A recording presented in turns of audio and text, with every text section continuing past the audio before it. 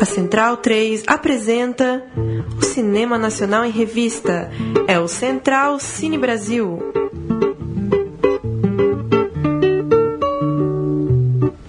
Alô, amigo ouvinte da Rádio Central 3, está começando agora mais um Central Cine Brasil, a 67ª edição do nosso programa que fala de cinema nacional. Eu sou o Lucas Borges, comigo Paulo Silva Júnior. E aí, Júnior?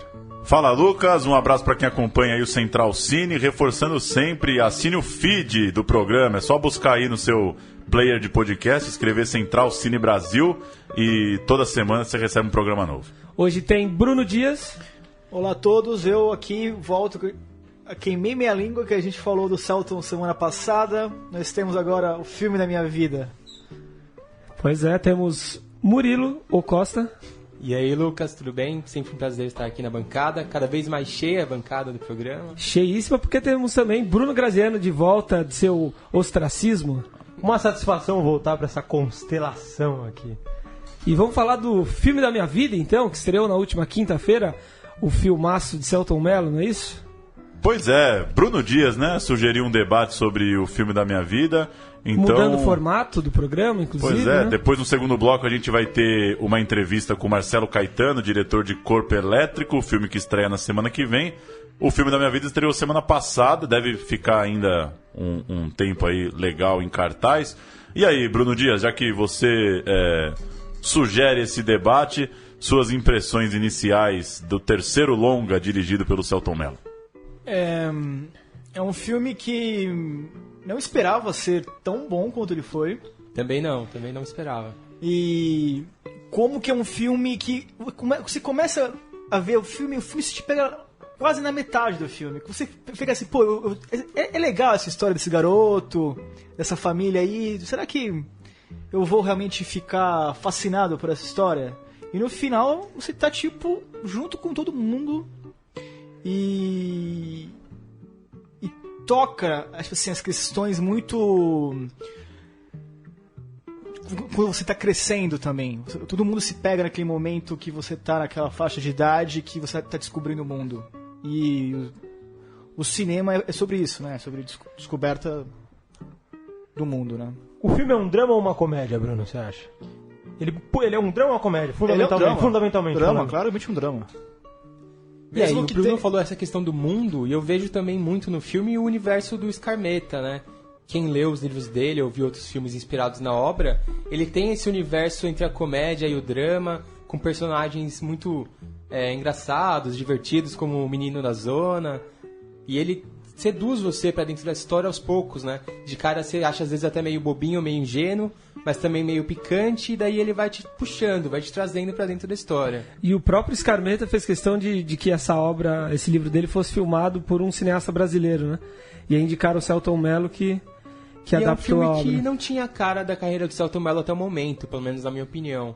Eu tinha lá minhas restrições aos outros filmes do Selton, que eu achava que eles se levavam a sério demais. Esse filme não que ele não se leve a sério, mas acho que ele sabe dosar bem, ele acerta muito a mão no tom do filme e da condução da história. Eu trouxe dois assuntos aqui para jogar para vocês.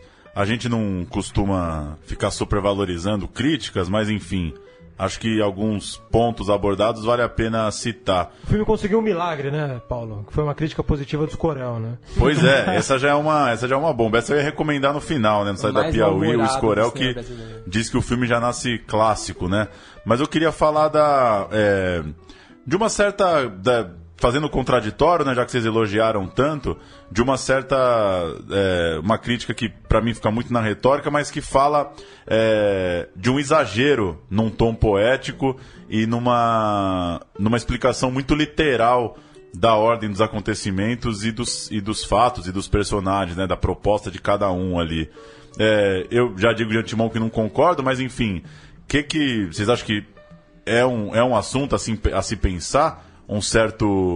Corre-se o risco de ser interpretado como um certo exagero poético ou a criação de uma atmosfera que talvez não convença? Sim, pra gente parece que convenceu, né? Eu acho que o principal ponto que as pessoas podem falar do filme é que ele não tem talvez cara de brasileiro, que ele seja romantizado demais. Tem cara de filme francês, sei lá, até pelas homenagens ali à Nouvelle Vague. Muito do cinema italiano. Tem muito cinema francês mesmo, da Nouvelle Vague. Eu senti no menino muito Jean-Pierre Laud e na menina muito Mana Karina. Mas assim, como o filme é construído... Tem um Godard na muito sessão de cinema ali, né? Italiano, uma homenagem muito clara. Tem um cara, um sósia do Godard, sentado ali durante a projeção de um filme.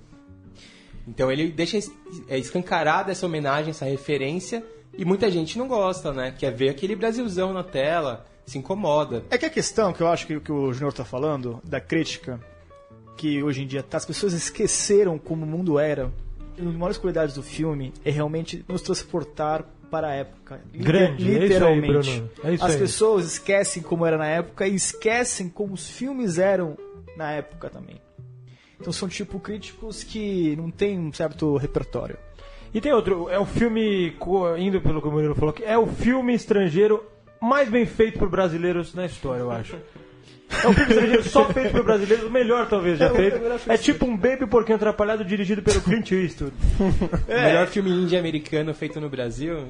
Um pouco de... É quase isso.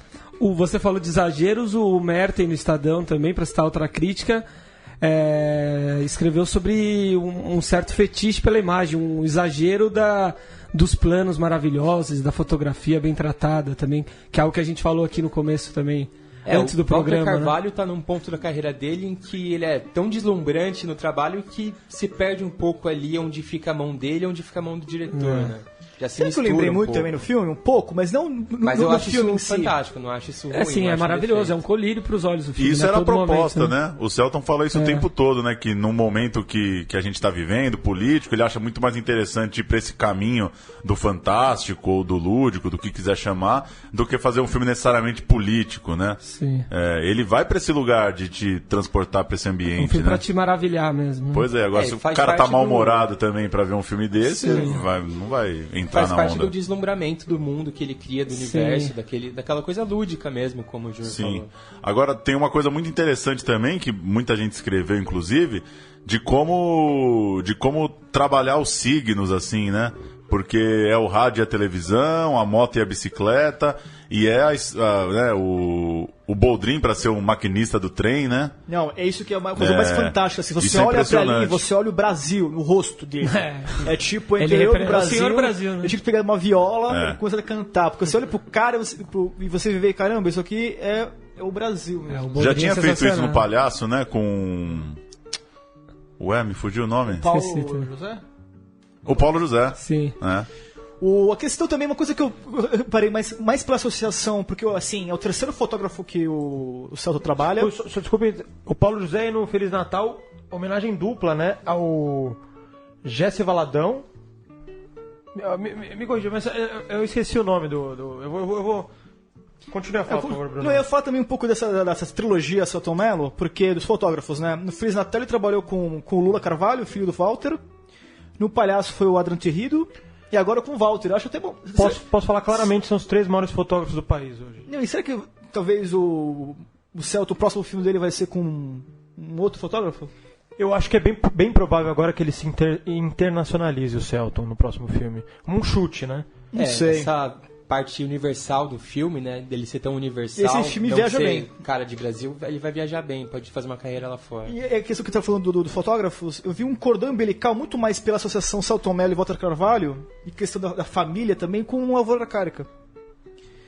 Eu lembrei muito da fotografia do Lavoura. É verdade. É como se os dois conversassem 20 anos depois, né? O Celton protagonista e o Walter fotógrafo. E o Celton tinha muito esse papel junto com o Caio Blada, do menino, descobrindo as coisas, e questão da família também no interior do Brasil, assim, um Brasil mais rural. O que se sente no filme, como o Murilo citou, Abril, é que há muita referência, né? Citou a cena o Godard no cinema, que eu não tinha reparado, confesso.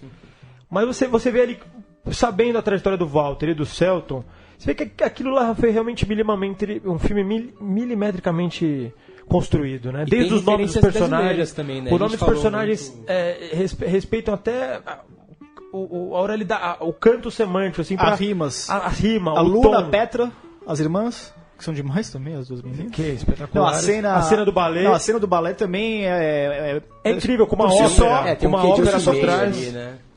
E a trilha sonora bem composta, você vê na fotografia, você vê referência renascentista, você vê que Walter Carvalho, que é pintor também, e que puxa muito do mundo pictório, você vê que ele coloca ali, realmente, ele pinta o filme, e o Selton, através do escritor, do Skármeta, né, Skármeta, cria um mundo realmente milimetricamente, assim, em relação de valor de mundo criado, que é o que o Bruno citou, do clima que ele passa.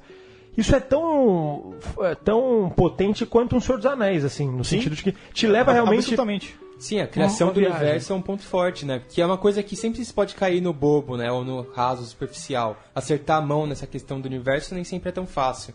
Quando você consegue o mergulho ali naquilo, é outra coisa, né? Você se sente muito mais perto do filme, dos personagens. Aquela coisa do queijo, assim, queijo, salame e água na mesa. Sabe? É bem assim, questão de 50 anos atrás. É o mundo da infância dos nossos pais, o mundo dos nossos avós.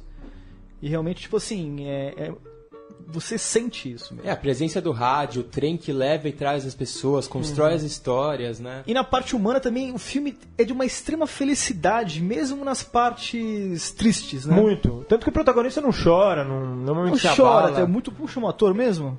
O Johnny Mascara. Ele chora, tem muito... Né? Não, chora quando ele vê o pai verdade. e fica...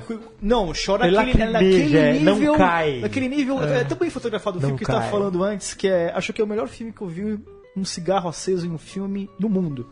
E os closes são espetaculares. A cena específica do Selton Mello, né? Então tem várias cenas. Tem várias cenas boas. Um cigarro muito bem filmado, mas fumado. Um cigarro fumado muito bem filmado. Pode crer. Mas assim, o olho lacrimejando é fantástico também. Assim, você vê... O detalhe, eu gostei muito também da fisionomia entre o Vincent Cassel e o menino. Puxa o ator, desculpa. Johnny Massaro. Eles parecem fisicamente. Parece. Nariz bem cuidado. Vocês aceitam que os dois realmente são pai e filho geneticamente, assim. O Selton Mello leva acho que um mandamento muito a sério, que é dirigir e escolher elenco, né? Não, mas com certeza, eu ia falar também isso, que o elenco fundamento. É primoroso, né? Nos papéis, até os coadjuvantes estão certinhos ali, até a relação de rosto, aparência mesmo. É muito bem construído, o universo todo ali, né? E só completando, o casal das antigas do Feliz Natal é o Lúcio Mauro e a Darlene Glória, que protagonizam uma cena de briga no Natal que eu considero antológica. Você assistiu? E você, Lucas? Você não falou nada do filme? Eu falei. Falei sobre fotografia. Eu assisti ontem no Belas Artes. Em relação aos últimos grandes filmes, de Aquários, Que Horas Ela Volta, Hoje Eu Quero Voltar Sozinho... Todos esses filmes recentes aí que... os indicados ao Oscar, Chateau... Sim. Chateau não foi, né? Foi os grandes filmes brasileiros falados. Esse vai ser o do ano, pelo jeito aí. Que você acha? Né? É acima da média também? Qual que é, Lucas? Quem sou eu, né? Pra falar alguma coisa depois das senhorias, mas... o que me chama a atenção é isso. O filme é um colírio, né? Pros olhos do início ao fim, realmente, né? Acho que o que o Bruno citou numa conversa virtual aí... algo que passou pela minha cabeça também, um cinema paradiso brasileiro, né? Esse romantismo, né, do cinema antigo com o Vincent Cassel ali. Que as pessoas esqueceram que as pessoas tinham que pegar um trem pra assistir um filme. Pois é. E pra ir no prostíbulo, cinema, né? Não, e a galera chega lá, o cara viu o filme, o Rio Vermelho, que eu vi a sinopse no rádio, e quando ele sai... É bem clichê aquela cena. É a cena mais clichê do filme, mas assim... Que é tipo pegar o cara e ele flutuando saindo da sala de cinema. Cara, isso é real aquilo. As pessoas tinham uma coisa de. Era muito raro. E vem do mesmo filme por semanas, meses, enfim. Né? A colocação do Bruno acho que foi perfeita. Uma das melhores coisas que eu já ouvi sobre o filme. Que é as pessoas às vezes criticam e perdem um pouco a temporalidade da crítica. Sim. As pessoas estão muito cínicas hoje, né? É outro mundo, as coisas passam de uma forma diferente. A gente perdeu o romantismo desrespeito com o passado. Não, essa resenha que o Júnior comentou, que a pessoa tem muito simbologia, tem muito... Traz muitos signos, né? Escolhe o personagem pra ser o... Tudo preto no branco, né? Não, mas isso não como um elogio, né? Como nenhum objeto tá à toa ali, né? Sim. É uma homenagem ao rádio e o conflito com o que o rádio vai morrer ou não vai morrer, né? É o trem, é isso que você falou, é as coisas enquanto signos mesmo, né? No sentido elogioso da coisa, né? Não à toa escolhe o ator que escolhe pra levar o trem, né? Mas essa nostalgia você acha positiva? Eu acho completamente positiva. Eu gosto, assim, dessa homenagem a símbolos que nos fazem pensar mesmo sobre nossa vida, nossa existência. Hoje, dia 10 de agosto, é um excelente filme, porque domingo é dia dos pais, e o filme é uma homenagem.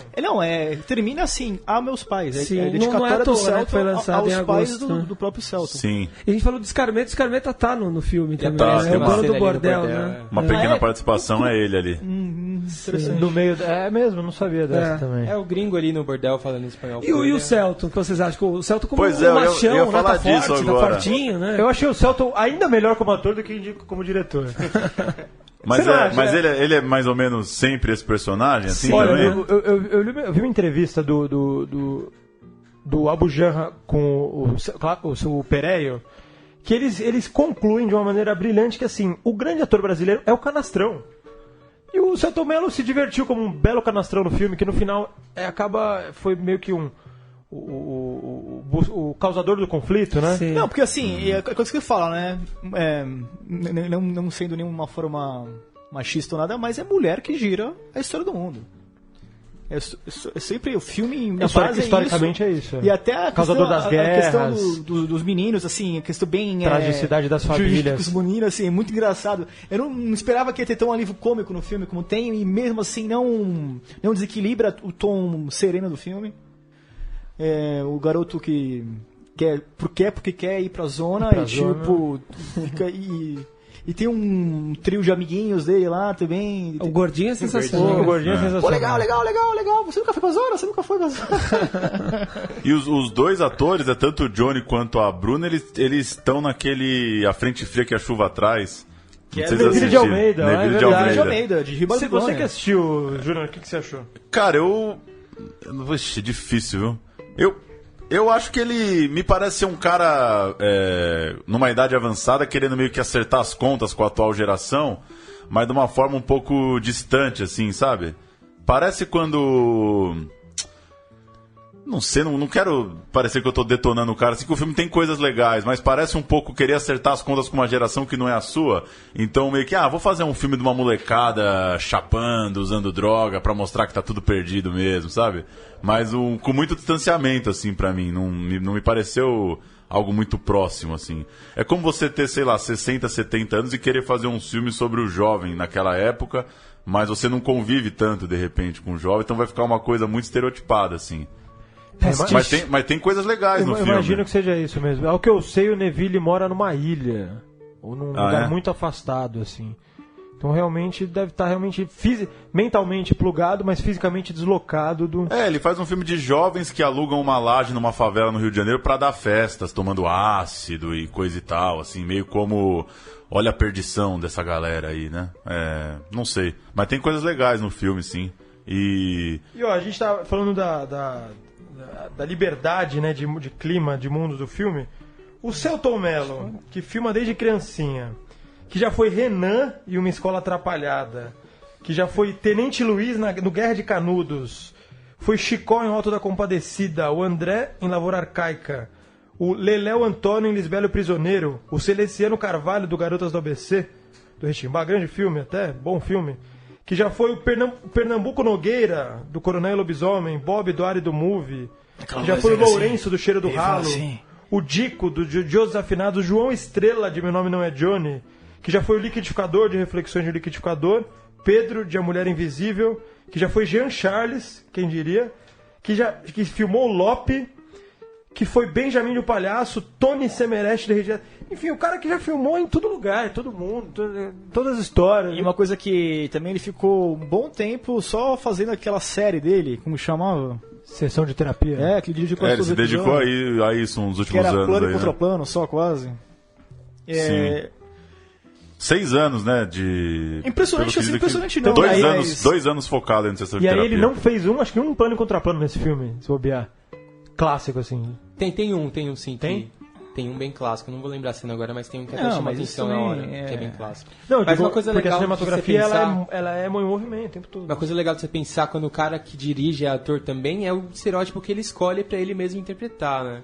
É um pouco o superego dele? É um pouco isso, né? Ser como ele machão. se enxerga, como ele gostaria de se enxergar. Ser um pouco mais burro. Isso, assim. Sim, pode ser, ele nega no cinema, né? O Selton Mello, já ouvi ele numa entrevista que ele fez o palhaço porque ele entrou em depressão, né? Ele falou na época. E aí ele decidiu fazer um filme porque ele entendeu que era o palhaço que não ria. O Cláudio, né? Como é que é? Cláudio. E então, nesse ele nega o cinema, mas ele deve ser um viciado em cinema. Então por isso que ele nega, ele tá querendo largar o vício e não consegue. Mas também não tem uma coisa também que é um pouco de palhaço do cara... Não necessariamente que ele gostaria de ser isso, assim, né? Mas é uma hora dele experimentar outra faceta mesmo. Porque ele sempre tem esse trejeito do cômico, né? Talvez colocar num papel inédito, você quer dizer? Numa forma que ele nunca Não, eu não sei se ele se colocaria num papel que não fosse esse papel que ele já tem a segurança de fazer, assim, que é o trejeito cômico ali, né? A frase ali sobre a diferença do porco e um homem, né? Aquilo é a cara dele, assim, é um texto que ele sabe que fica bom na boca dele mesmo, né? Mas talvez, assim, é uma coisa que ele até comentou, acho que comentou no passado, talvez não seja a pessoa... física e jurídica Selton Mello, que assim, ter o Selton Mello, o Selton Mello diretor-produtor, ter o Selton Mello como ator, é importante pro produto do filme, talvez. É o ator que mais leva público, né? Não, talvez, com né? certeza ele podia... Sozinho. Qualquer ator naquele papel, ele podia fazer. Ele sabe do apelo do nome dele nos dois lados, né? Tanto na direção quanto atuando ali na frente das câmeras. E também quer exercitar um pouco, né? Quer fazer de tudo um pouco também. Ele falou um pouco disso numa das entrevistas aí. Ele falou, não sei quantos anos mais eu vou ter de energia pra fazer um negócio desse, assim, né? Chamar no peito um filme inteiro, assim, ser tudo, né? E convidar ator por ator e fazer a coisa bem autoral e meio sozinho, como parece que foi, né? Agora, tem uma coisa que eu queria fazer, também o tempo já vai esgotando. Eu falava ontem, né, com o Graziano, a gente, às vezes, vem numa sequência aqui de vários filmes que tem um tom muito realista, né? A gente traz muitos filmes no programa independentes, de várias regiões do Brasil, eles têm às vezes uma estética meio parecida, crua, né? De uma coisa crua, realista, que flerta às vezes até com o documentário em alguns momentos. A gente teve vários programas tratando disso aqui, né? Falamos bastante sobre a relação, o limite de documentário e ficção. Falamos muito, E aí surge um filme desse que é um corpo estranho, né? Não tem muito irmão, né? Não tem ninguém fazendo muito esse tipo de filme. E aí vocês acham que se tivesse que escolher uma coisa assim, se deve ao quê? Isso, principalmente. Vocês acham que é mais uma abordagem técnica de cinematografia? Ou é mais uma coragem autoral ali do Selton mesmo? Que faz surgir esse filme estranho, assim? A gente tá no programa 67 e não tem muito um irmão desse filme. Assim. Eu acho que tem você fazer um filme cinema no Brasil que você não pense muito no país. Embora tenha ali as citações a várias coisas brasileiras, tem o Boldrin, tem o Éder Joffre na rádio, é um filme muito universal, um filme que poderia se passar em qualquer lugar do mundo. É meio ousado fazer isso no Brasil hoje em dia. As pessoas querem ver o país na tela, querem ver que tem muita cara, sabe de quem? E o filme foge disso. Tem um detalhe que transforma o filme no filmão também, que contribui para que seja um filmão que a gente não citou, que é a trilha sonora grandiosa também, né? Cite os nomes aí, quem que você lembra, Lucas? Puta, o Javé Vantan, lá do Charles Aznavour, né? Que encerra o filme, é uma coisa espetacular, né? Aquilo ali é emocionante, aquela música com o filme, né? Encaixa de uma forma. E que eu me lembro de um filme recente, tem uma trilha acachapante, assim, Aquários também, né? Sim, que é você importante. Fala, puta merda, né? Que coisa essa cenas trilha, que se né? contam com a trilha, se complementam. Tem Roberto Carlos, né? Roberto Carlos. Filme, ali é Billie Holiday no final? Não, termina com o Aznavour, não é? Tem Billie Holiday também. Tem Billie Holiday, né? Tem uma ópera na cena do balé, que eu não sei de quem é, mas é conhecida. Eu não me lembro mais o que, mas enfim, é só bomba, né? Só pedrada. Mas eu acho que tem uma coisa... E todas as canções já existentes, coisa meio Tarantino, né? Sim, também. Meio tem uma coisa em fazer um filme desse gênero que é se levar muito a sério, né? Você sempre cai no perigo de cair no ridículo. Ser apontado como tosco, como bobo, sentimental, como a gente falou aí, que teve críticas que apontaram. E se você faz um filme realista, mais cru, você tá meio protegido ali, né? Sim. Você tá numa zona de conforto, de certa maneira. Não arrisca, né? Você fica numa certa muleta de que aquilo é o tempo das coisas mesmo. Sim, de que é a realidade, você retratou, tá mostrando o mundo. Mas ainda assim, se não fosse... Destaque para a voz da mãe, né? Quando ele acorda. Feita assim, de um jeito, né? aquilo é representação audiofônica da voz materna. Mas é claro que no fim das contas o que causa o impacto é a combinação, né, das coisas. Mas eu fico pensando nisso, se é mais da sacada de falar, vou fazer um filme que é isso, que não dialoga com os temas atuais, que vai para um outro lugar, ou se é da carga ali técnica e de cinematografia mesmo, né? Com Walter tudo, Carvalho, de criar essa... O Walter também já fez alguns filmes também que são urbanos, crus, mais realistas, vários filmes. O Walter já fez... Não, sim, mas se o Selton pensa numa pira lendo um livro e não tem uma produção que dê conta disso, podia ser só mais um filme independente, aí, como tantos outros, né? É uma junção de tudo mesmo. E uma coisa do Walter Carvalho incrível é que ele é um cara que faz muitos tipos de filme, imprime muito bem cada história, sabe contar as histórias, tem o olhar dele, mas ao mesmo tempo não é sempre, aquela cara de filme do Walter Carvalho. Ele sabe se mudar pro que o filme pede, né? Fazer a fotografia que o filme realmente precisa. Sem dúvida, por isso que é o maior. Pra fechar, a gente pode falar plano favorito do filme, Murilo. Teria que pensar. Me agrada muito a mãe e ele de costas na janela de casa, ali no quintal de casa, esperando o pai voltar. Aquilo é muito bonito, tanto a mãe quanto ele, né? Se colocam naquele plano, eu acho que aquilo é muito bonito também. Não sei, a primeira coisa que eu lembrei é a performance das meninas lá mesmo. O balé ali, a dança. Eu tô com o Paulo, mas agora o ponto de virada do surgimento do pai na sala também é digno de nota, né? Você realmente não esperava e é sutil e você pensa que vai pra um lado, um filme, um lado que você vai trágico, vai massacrar o pai vai ser o vilão. Não, é uma coisa muito simples, muito coisa singela. Eu acho bonita. Que o momento ali que o pai tá assistindo o filme da cabine e a fala do filme tem tudo a ver com a situação do momento ali. A fala do filme do John é incrível ali. Que ele pensa na história dele com o menino ao mesmo tempo que o filme tá passando. Rapidinho aí o bloco de história que o tempo urge, Leandro e Amin.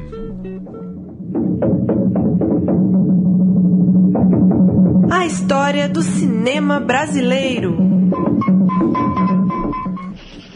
Fazer um registro da carreira de um dos personagens importantes de O Filme da Minha Vida, Rolando Boldrin. Depois de uma carreira muito mais marcada pela música e pela presença na televisão, ele volta agora ao cinema.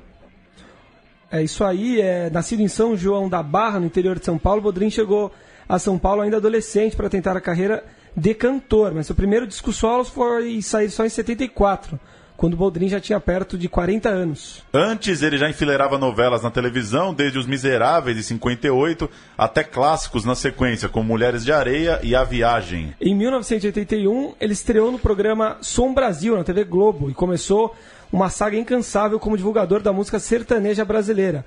Esse programa ainda está no ar hoje, com o título de Senhor Brasil, pela TV Cultura. No cinema fez Doramundo, filme de 78, dirigido por João Batista de Andrade e que venceu o Festival de Gramado daquele ano. Em 87, fez Ele e o Boto, um filme de Walter Lima Jr. sobre a lenda amazônica e com roteiro baseado na história de Lima Barreto e Vanja Orico. O longa foi filmado em Paraty e teve direção de fotografia de Pedro Farcas. Por fim, fez O Tronco, novamente de João Batista de Andrade, filme de 1999, baseado no romance do escritor goiano Bernardo Ellis. Pelo papel de Pedro Melo, ele levou o prêmio de melhor ator coadjuvante no Festival de Brasília. Para fechar, o livro Senhor Brasil, a história de Rolando Boldrin, acaba de ser lançado pelos jornalistas William Correia e Ricardo Taira. A publicação de 224 páginas é da editora Contexto.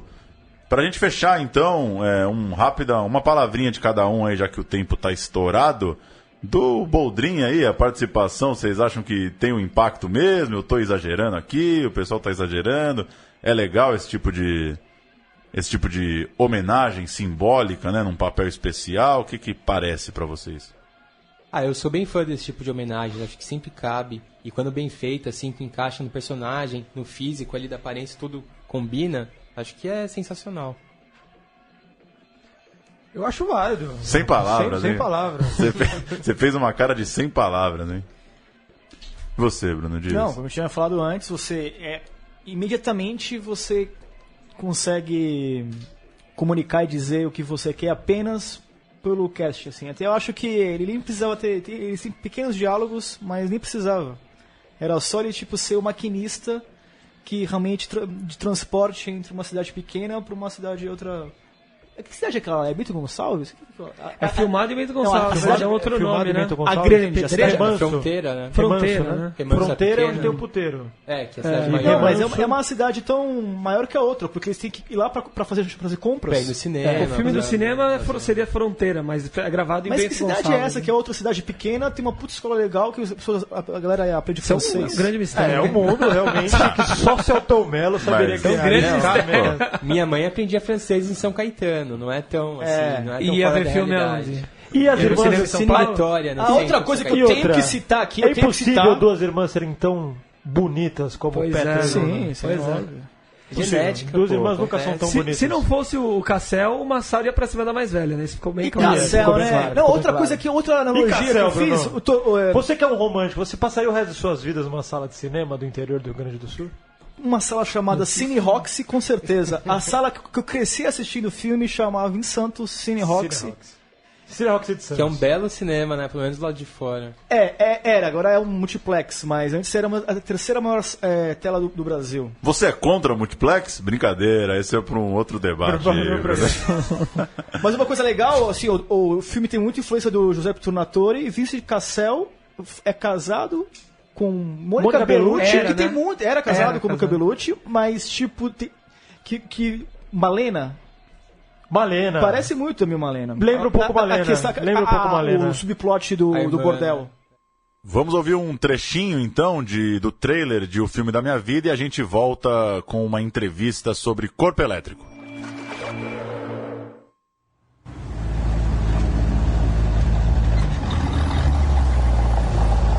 Tony, isso aí é perda de tempo. Esse filme aí deve ser meio...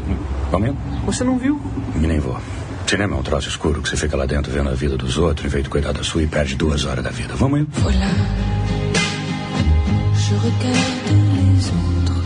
Meu nome é Tony Terranova. Meu pai é francês, minha mãe brasileira. Eles sonhavam que eu fosse alguém na vida. Por isso, eu fui estudar na capital. Quando eu voltei com meu diploma de professor, meu pai subiu no mesmo vagão e foi embora para a França. Vamos agora então com uma entrevista com o diretor Marcelo Caetano de Corpo Elétrico, filme que estreia no próximo dia 17 de agosto e traz como protagonista Elias, um jovem que equilibra ali a sua vida entre um cotidiano trabalhando numa fábrica de vestuários no centro de São Paulo e os seus encontros amorosos e afetivos pela cidade. Tudo bem, Marcelo? Como vai? Tudo jóia, tudo bom. Boa noite para vocês. Marcelo, queria que você começasse apresentando um pouco o ambiente do filme para quem vai ficar ligado aí, vai acompanhar na semana de estreia. Eu, particularmente, gostei bastante dos diálogos, principalmente os externos, nas ruas, aqueles amigos do trabalho saindo ali do centro de São Paulo e dialogando entre eles e também com a cidade na noite paulistana. Queria que você falasse um pouco desse ambiente criado e até de como foi a condução desse texto, que ele soa muito natural, muito improvisado. Eu achei bem interessante esse grupo de amigos, como eles mostravam uma afinidade ali para se relacionar, para fazer as coisas. Você falasse um pouco de como você montou essa galera aí no Corpo Elétrico. Tá. Então, a minha ideia de ocupação da cidade e de trânsito pela cidade, ela sempre foi de colocar os grupos, né, de colocar as pessoas movendo o chão da cidade, né, atravessando não só o centro de São Paulo, mas também ramificando, né, a gente filma também na Brasilândia, em Itaquera, Perus. Então tem uma vontade muito grande de passar pela cidade de São Paulo, né? A gente costuma pensar tanto nos riscos que é ir para a rua, né? Existe aquela sensação de que a rua não nos comporta mais, né? A cidade dos carros, é a cidade dos deslocamentos do trabalho para casa, da casa para o trabalho. Então, quando a gente construiu o filme, a ideia era justamente botar as pessoas vivendo a experiência de sair do privado para o público, né? E em relação ao trabalho com os atores, realmente assim, então, tem tem um início, né, parte de improviso mesmo, parte de uma descoberta junto com os atores em sala de ensaio, né, em longos ensaios, exaustivos ensaios, para entender quais são os personagens, quais são as afinidades entre eles. E quando a gente vai filmar, a gente faz também de uma forma bastante livre, aberta para o acaso. Claro que tem um direcionamento, claro que tem a posição da câmera, que tem aquilo que foi discutido no ensaio, mas os atores eles têm essa possibilidade de errar, de trazer coisas novas, de reagir ao ambiente, né? Então isso traz, de uma certa forma, um frescor para a interpretação dos atores. E o protagonista, o Kellner, que faz o Elias, como que foi me corrija se eu estou enganado, mas eu não conhecia ele de outros filmes. Como que foi a descoberta, o caminho até ele? Eu trabalho paralelamente à direção, como assistente de direção e produtor de elenco. Então eu faço casting já há alguns anos, né? Começou com o filme Tatuagem e desde então eu tenho feito bastante testes de elenco, conhecido bastante muitos atores, tenho viajado para várias cidades. Então o Kellner, eu conheci ele num teste de um outro filme, em João Pessoa, e desde quando eu o conheci, eu já falei para ele, olha, eu tenho um outro projeto, um projeto meu, e vou te mandar o roteiro e você me diz, né? E aí tivemos uma conversa durante um ano, ele infelizmente não fez o outro filme pelo qual ele testou, mas ele acabou entrando no Corpo Elétrico, né? E o casting no filme, né, a formação desse elenco, ela se deu muito de pessoas que já tinham trabalhado comigo em outros filmes, né? Por exemplo, no próprio Tatuagem, nos curtas que eu fiz, pessoas que eu conheci nos testes de filmes que eu fiz produção de elenco como Mãe Só, que eu ajudei, né, colaborei na produção de elenco como Mãe Só 1, Aquários. Então, foi um pouco nesse sentido que a gente foi construindo um pouco esse grupo de pessoas da fábrica e também as drag queens e os outros núcleos do filme. Você falou de Tatuagem, o Hilton Lacerda é um dos roteiristas também de Corpo Elétrico. Bruno Graziano. Boa noite, Marcelo. Boa noite. Quantos anos você tem? Eu? Isso. Eu tenho 34, mas eu faço 35 no dia 16 de agosto, semana que vem. Certo. Não, só uma curiosidade, porque eu ia elogiar o quão maturo é o seu filme em relação à temática gay, né? Porque a gente vê cada vez mais chegando, felizmente, uma libertação dos filmes em relação à temática, só que às vezes com arquétipos ainda viciados da televisão. E o seu filme realmente passa uma naturalidade completa em relação ao assunto, sem autojulgamentos, sem subterfúgios de piadinhas e tal. E como é que você vê o seu cinema, esse filme que você realizou, em comparação, por exemplo, aos filmes do Paulo Gustavo, a filmes mais vamos dizer assim, com um trato um pouco mais burlesco em relação ao assunto? São filmes de naturezas muito diferentes, né? O Paulo Gustavo é uma comunicação com um público muito mais amplo, né, do que eu imagino que o Corpo Elétrico vai ter, por questões de mercado exibidor e também por questões de gosto e de natureza dos filmes que são vendidos, né, e aclamados pela massa, né? Acho que ele tem um trabalho que eu confesso que eu dou boas risadas, mas é muito diferente do que eu faço, né? É de um outro universo, E sim, ele trabalha com arquétipos, ele trabalha com a questão do transformismo, mas é bem distante do que eu estou falando, né? Os corpos que eu filmo são corpos que eles estão num outro tipo de universo, às vezes às margens da sociedade, muito mais do que na centralidade como é nesse tipo de cinema, né? E nesse tipo de linguagem televisiva. O próprio método de trabalho que eu uso para trazer os atores para o filme também, né? A gente trabalha muito com as experiências que cada um tem em vida. Então é mais nesse sentido do que propriamente... não tem um diálogo entre o meu filme e esses filmes, né? Por mais que eu os conheça, né? E goste de alguns deles, mas não tem muito diálogo mesmo, não. Bacana. E você citou na abertura do Festival Latino-Americano, eu estava lá presente, que o seu filme foi feito e é feito para pessoas que saem na rua, que vão para a rua, que vivem a rua, que sentem o cheiro da rua, etc. E você filmou na rua, em vários lugares, como você já citou. Quais foram as grandes intempéries, os grandes prazeres que o acaso das ruas paulistanas trouxeram ao filme?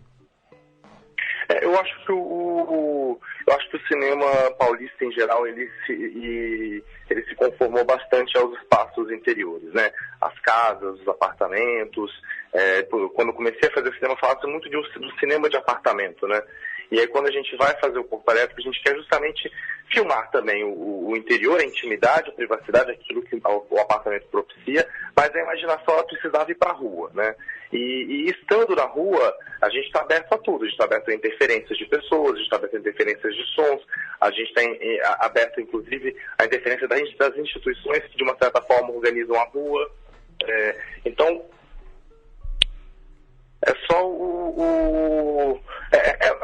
um contato, assim, não tem um caso específico nem nada específico. Estar na rua já é um desafio, estar na rua já é um risco, estar na rua já é um ato político, né? Por isso que eu falei aquilo no Festival Latino, muito para a gente também tentar entender, né, que um conceito de cultura é um conceito muito amplo, ele envolve também essas manifestações, né, das pessoas que precisam estar na rua. A rua precisa ser ocupada, isso também é cultura. A gente precisa de calçada, a gente precisa de eventos ao ar livre, né? Então, exibir o filme ali no Festival Latino era falar um pouco disso também. Por que eu vou fazer um festival de cinema numa sala fechada com convites vendidos? Eu preferi trazer esse filme para o Brasil aberto para todo mundo, quem quisesse ver no meio da rua, sabe? Tinha um gesto político nesse, que é o modo como eu enxergo que é cultura, né? É muito mais amplo do que consumo cultural. É isso mesmo, e foi um belo dia, foi uma bela estreia, parabéns. Foi realmente de todas as... Não vou dizer de todas, porque tiveram ótimas, mas foi uma das mais belas estreias de Festival Latino que eu vi, assim, que eu pude comparecer, em relação ao evento, né? E com direito à chuva de vaias, né? Romanas, quase, gregas, uma tragédia ali. Marcelo, como você falou aí, a Murilo aqui falando, você fica aberto à intempérie e às coisas que acontecem ao seu redor quando você vai pro meio da rua, né? E a sessão ao ar livre teve isso, né? O imprevisto, o ato político ali acontecendo no meio disso tudo. Eu queria que você falasse um pouco sobre essa sessão, a repercussão que o filme teve ali, como foi sentir ali uma sessão ao ar livre, gratuita, como que foi a reação das pessoas, o que você conversou lá depois da sessão com todo mundo, e se era o que você esperava, como que foi essa receptividade no cinema do Festival Latino? Certo. A gente... Bem, é uma emoção muito forte, né? Foram 3.300 pessoas, né?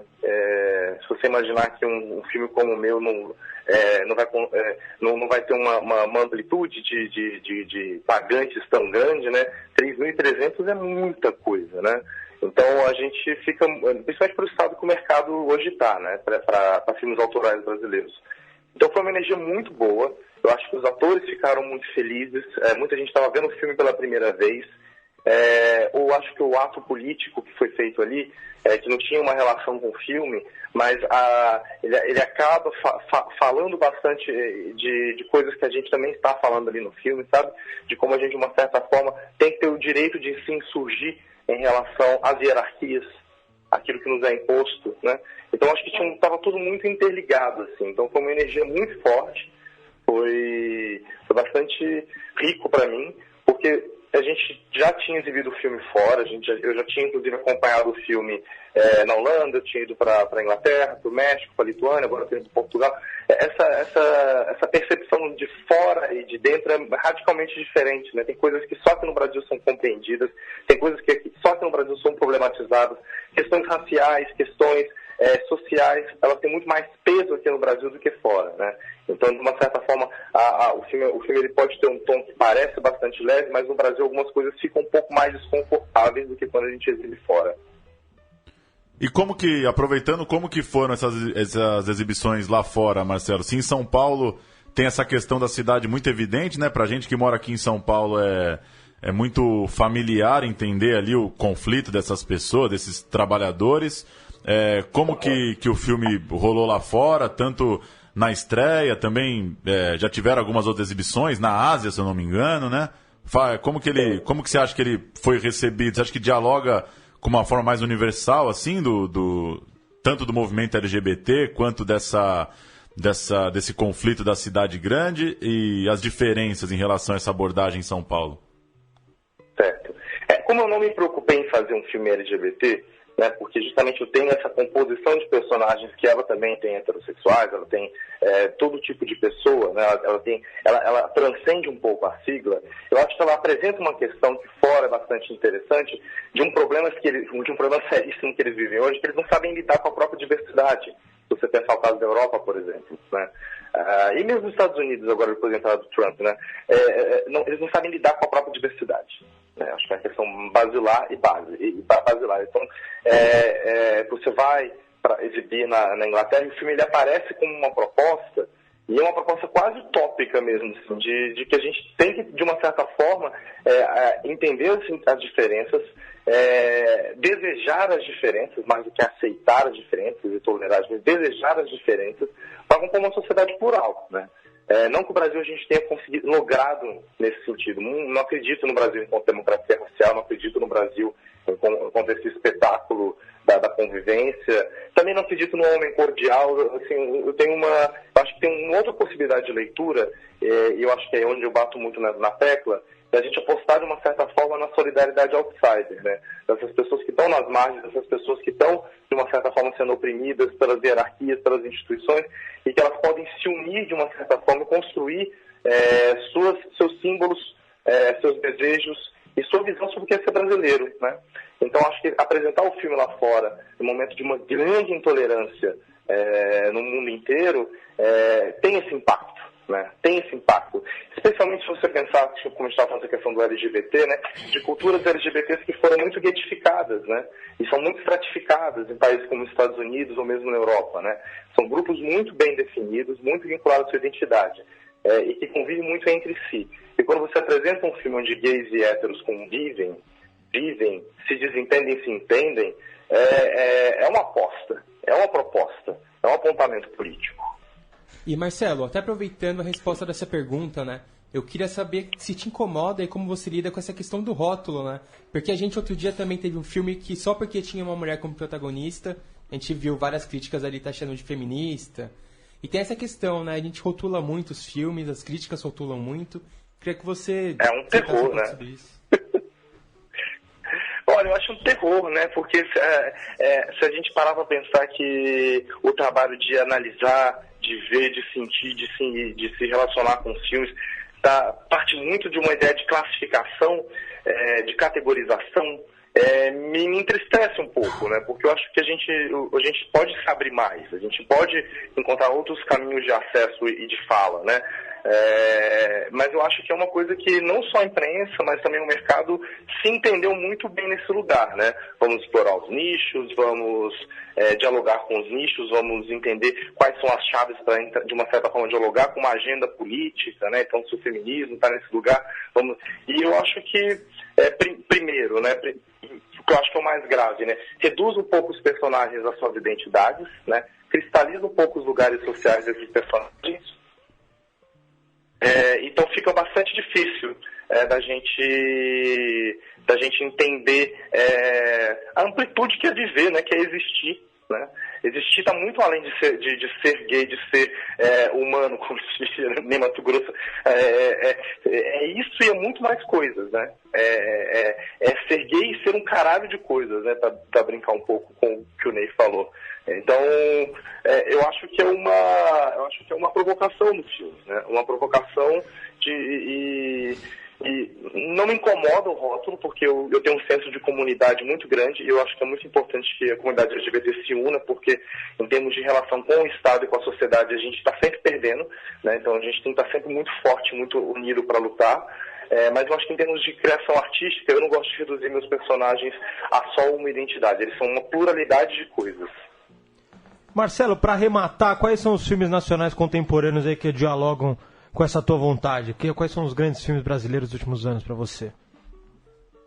Olha, essa pergunta está tão delicada porque eu trabalhei com tanta gente. E aí se eu esqueço depois eu recebo o WhatsApp me xingando. Então cite dois, vamos lá. Dois. Três, olha, vai. Eu gosto muito do diálogo que o Corpo Elétrico estabelece com o Boi Neon, que foi um filme que eu fiz assistência de direção e atuei. Eu acho que a gente difere, de uma certa forma, na abordagem dos personagens, mas de um certo gosto pelo cinema de fluxos, pelo cinema contemporâneo, a gente tem bastante, e de alguns usos de mise-en-scène. Tem divergências e tem convergências que eu acho que são bem fortes. E eu gosto muito mesmo do trabalho da minha geração de curta-metragistas, né? Porque eu comecei fazendo curta-metragem com um grupo de pessoas que agora está chegando no longa. E é muito rico, assim, ver como a gente, de uma certa forma, se influenciou, se provocou e se trocou, né? Por exemplo, o Elon Não Acredita na Morte, do Ricardo Alves Júnior. Tem o filme da Gabriela Almeida Amaral, que vai estrear. O filme do Leonardo Moura Mateus, Antônio 123. A gente começou a fazer curta junto e de repente agora a gente está no longa. E isso é muito gratificante, porque eu aprendi a fazer cinema vendo os meus amigos filmarem. É isso, bacana. Uma última, Marcelo, você citou aí o Boi Neon, do Mascaro, você trabalhou também no Tatuagem do Wilton. A gente falou um pouco de cidade, a gente sempre acaba abordando esse assunto aqui. Você acha que tem, para você, pega uma certa caretice dos realizadores aqui em São Paulo, no sentido que seu filme é muito festivo, assim, tem uma não sei como eu poderia explicar, mas tem um tom festivo, espontâneo, um tom meio alto, assim, dos personagens o tempo inteiro, né? Que batucam no ônibus, que enchem a cara numa praça, numa beira de campo de futebol. E me parece que bebe um pouco da fonte desses outros realizadores, enquanto aqui em São Paulo, me corrija se eu estiver errado, eu pelo menos não vejo tanto esse tom. Você acha que tem um pouco disso? A cidade poderia ser um pouco mais alta nesse sentido? Eu acho que sim. Eu acho que sim. Existem vários cinemas paulistas também, né? Também chamar de cinema paulista, eu fiz isso, mas é uma generalização meio besta. Mas acho que existem vários grupos de pessoas produzindo aqui, né? Mas, obviamente, as apresentações de cidade, elas se repetem um pouco, né? Então tem a São Paulo cinza, a São Paulo preto e branco, a São Paulo do caos. E eu acho que, na verdade, a minha ideia era dar um zoom in, né? Em vez de dar um zoom out, era dar um zoom in, entender o que era a minúcia, o detalhe, o gesto, a delicadeza e a sutileza das coisas, né? Não sei o quanto isso se relaciona com o cinema paulista no geral, mas tem diálogo com várias pessoas que estão produzindo aqui, de novo, a minha geração, né, que começamos a fazer curtas juntos, né, o Caetano Gotardo, o Gustavo Vinagre. Então, tem gente que pensa e sente parecido comigo, né, de olhar para essa cidade, mas dar um zoom in, né, entrar para dentro daquelas pessoas, individualizar elas e entender qual é o percurso. E também, né, ficou uma representação de São Paulo nova, né, porque São Paulo tem essa possibilidade de ser sonho também, né, o sonho feliz de cidade, né, que o Caetano canta com ironia, mas tem também essa dimensão do sonho que eu gosto de explorar, que eu gostei de explorar no filme. Maravilha. Valeu, Marcelo, obrigado pelo papo. A gente vai encerrar o programa ouvindo o trailer de Corpo Elétrico. Valeu pela atenção, Marcelo. Boa jornada aí na estreia no dia 17 e boa carreira com o filme. Tá, joia. Muito obrigado a vocês, pessoal. Boa noite pra todo mundo aí. Valeu, um abraço, Marcelo. É isso, então. Vamos fechar com o trailer de Corpo Elétrico. A gente volta na semana que vem. Tchau. Esse é o Elias. Esse é o cara que você vai falar. O Fernando vai ficar aqui no lugar do Tomás, temporariamente, no corte.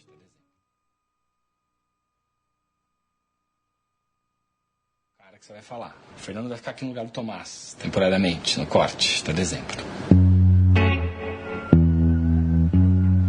Você trabalha por aqui? Do lado.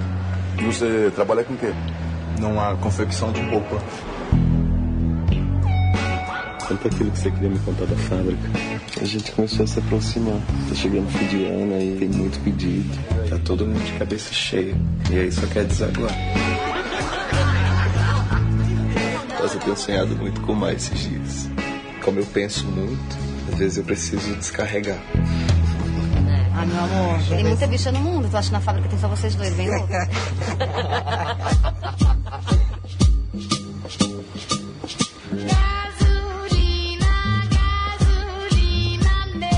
Esse vestido aqui foi tu que fez? Você gosta? Ah, eu adorei. Gente, esse é o Elias. Oi, querida. Pode desenhar uma roupa pra mim, por favor? É possível? Pode desenhar roupa pra família inteira. Querida! Elias, será que não tá bom? Ninguém vai dar falta de nada, viado. Quem fizer igual a gente leva pra dormir lá em casa.